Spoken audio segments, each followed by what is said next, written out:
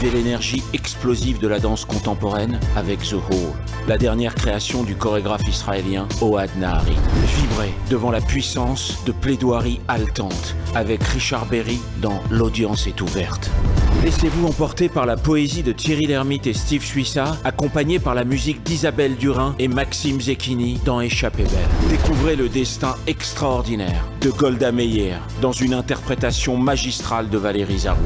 4 soirées magiques, une expérience inoubliable. Du 3 au 25 février 2025 à Tel Aviv. Réservez dès maintenant les meilleures places sur horizonticket.com. Nous allons jouer encore. Bonjour, je suis Eva Sandler. L'attentat du 19 mars 2012 à Toulouse résonne encore dans nos esprits.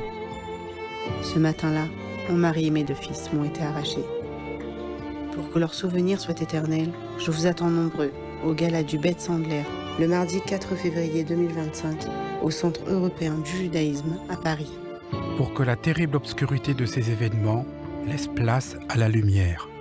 Informations et réservations 06 19 84 83 39. Merci beaucoup.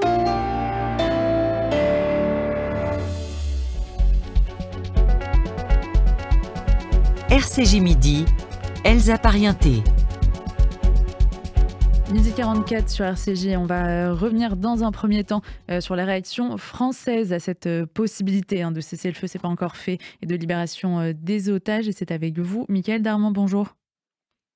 Bonjour à tous. Je vais juste rappeler pour nos auditeurs le tweet qui a été fait hier soir par le président de la République Emmanuel Macron. Je cite: après 15 mois de calvaire injustifiable, soulagement immense pour les Gazaouis, espoir pour les otages et leurs familles. Ce soir, mes pensées vont à Ofer et Ohad. L'accord doit être respecté, les otages libérés, les Gazaouis secourus. Une solution politique doit advenir. Par ailleurs, un tweet du Premier ministre aussi, François Bayrou, qui n'évoque même pas le terme otage. Est-ce que c'est surprenant, Michaël Darmon ? Écoutez, en tout cas, c'est caractéristique d'un pays qui n'est pas partie prenante dans ces négociations. On le savait déjà depuis quelque temps, mais là, évidemment, ça paraît de plus en plus patent. Et c'est donc évident qu'on le sait, cet accord a été négocié avec l'intercession importante du Qatar, des Américains et des pays de la région. La France n'a pas été, ni l'Europe n'ont pas été donc partie prenante, et ces prises de position, en particulier celle du président de la République qui dit que voilà, il faut absolument qu'il y ait un accord politique, ce sont des paroles qui au fond, des paroles verbales, je dirais, c'est-à-dire qui n'ont pas de capacité opérationnelle, parce que ce sont des paroles de commentateurs. Donc de ce point de vue-là, oui, c'est pas très très surprenant. Même si on entend la volonté d'être dans une sorte de position médiane. On évoque le sort des Palestiniens, on évoque l'espoir pour les otages, et on dit il faut une solution politique. Oui, bien évidemment, c'est une sorte je dirais, de périmètre d'évidence qui ne fait pas ni avancer ni reculer les choses. Ça fait ni de bien ni de mal.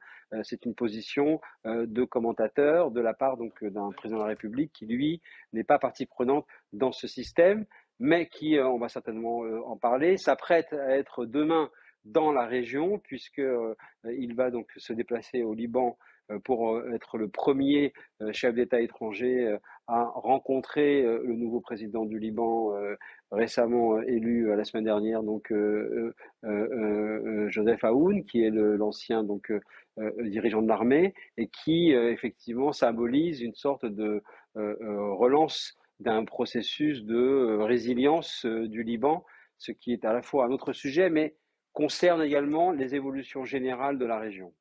Justement, c'est vrai qu'on a l'impression que ce deal, entre guillemets, entre le Hamas et Israël, donc il a été notablement poussé par Donald Trump. En tout cas, c'est l'administration américaine et les Qataris, les Égyptiens qui ont été artisans de ces négociations.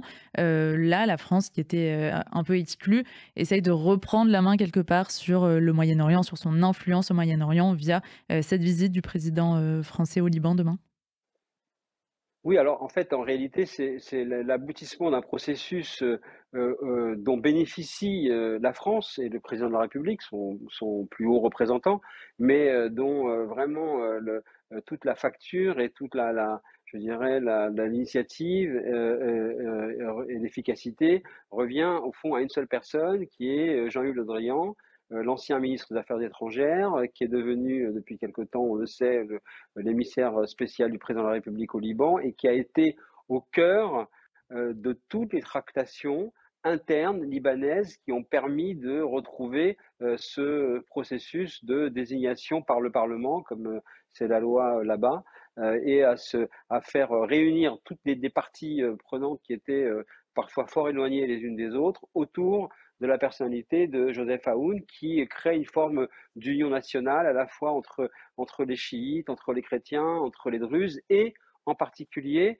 et c'est important dans le sens par rapport à ce que l'on vit aussi actuellement, de la part des Saoudiens, de la part des dirigeants de l'Arabie Saoudite, qui ont beaucoup œuvré aussi, et de manière assez étonnante, étant donné les relations compliquées entre ces deux pays, pour justement qu'il y ait une issue et que l'on retrouve au Liban un président de la République qui, lui, a d'ores et déjà, dans son premier discours, et de manière assez importante, a insisté sur le fait que c'était l'État, et uniquement l'État libanais, qui pouvait être celui qui avait le contrôle sur l'armée.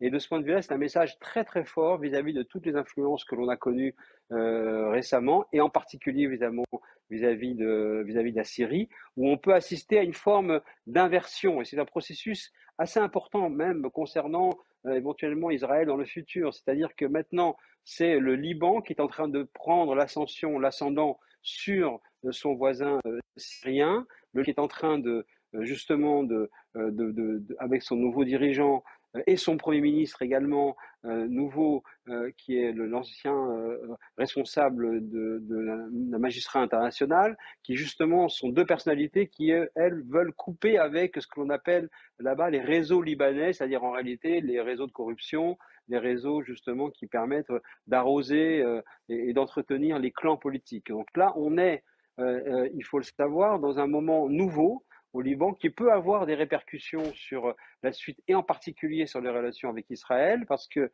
ça permet de faire revenir l'Arabie Saoudite dans le jeu, et on sait que l'Arabie Saoudite est effectivement extrêmement allante et partie prenante pour pouvoir justement remodeler la région avec des relations officialisées avec Israël.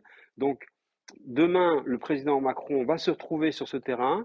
Il veut évidemment être le premier à l'incitation de Jean-Yves Le Drian, qui a fait en sorte que ce soit Emmanuel Macron qui puisse être le premier président, donc le président français à être sur le terrain, à venir saluer donc le nouveau président libanais, parce que il y a un momentum qui va concerner toute la région au moment où on a ce cessez-le-feu qui est en train de se mettre en place, avec les difficultés que l'on connaît, mais il y a espoir pour que effectivement il se mette en place, et au moment où on rentre peut-être dans un moment de l'après-guerre à Gaza, avec l'enjeu de la reconstruction et l'enjeu d'un remodelage de la région, avec des pays qui sont en train de vouloir aller vers une forme de résilience. La Syrie veut aller vers une forme de résilience, en tout cas dans les déclarations d'intention. Le Liban est en train de certainement vouloir se reconstruire. Une période d'après-guerre et de reconstruction et de libération des otages est en train de se profiler à Gaza. Donc vous voyez, on est en ce début d'année, et au moment où tout cela, vous l'avez signalé, donc Donald Trump revient donc à la Maison-Blanche et sera investi donc le 20 janvier. Tout cela préfigure, je dirais, une année 2025 où on va voir des lignes qui vont bouger très fortement dans cette région du monde, qui est aujourd'hui d'ailleurs la seule à bouger et à évoluer de façon aussi puissante. Merci beaucoup Mickaël Darmon pour toutes ces explications. 12h52 sur RCJ, on retrouve tout de suite Tristan Banon.